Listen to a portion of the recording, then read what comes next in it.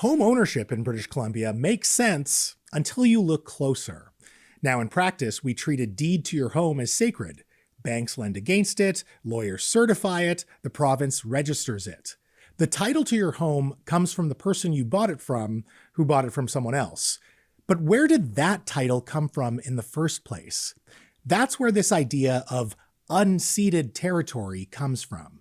Would you consider any portion of the province to be unceded territory?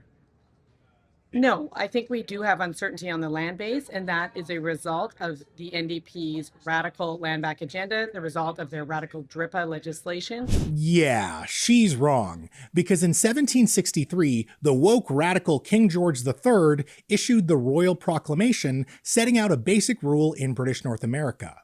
Only the Crown could acquire Indigenous land, and only through treaties, recognizing that Indigenous peoples held rights to their land before colonization, what we now call Aboriginal title. When the colony of British Columbia was established, however, it largely acquired its territory without treaties, asserting colonial, then provincial authority, while Indigenous peoples were confined to reserves.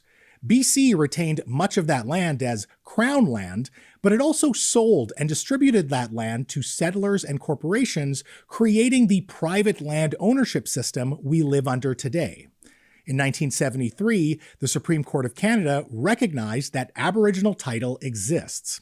In 1997, the court confirmed that Aboriginal title in BC had not been extinguished. It was never surrendered or signed away.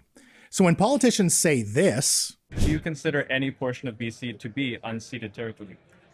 I do not. that's dishonest politics. 95% of land in BC is unceded. That doesn't change because some politician says otherwise. While treaties were negotiated across much of Canada, imperfectly with clear power imbalances, BC built a real estate market and a housing crisis on a chain of title that starts with a land grab and gets laundered through 150 years of paperwork.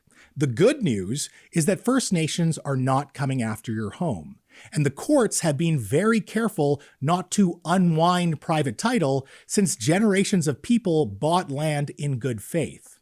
Nonetheless, BC is built on land where Aboriginal title was never surrendered. And that's not on you, but we all have to ignore the noise and face facts. Reconciliation isn't optional, it's overdue.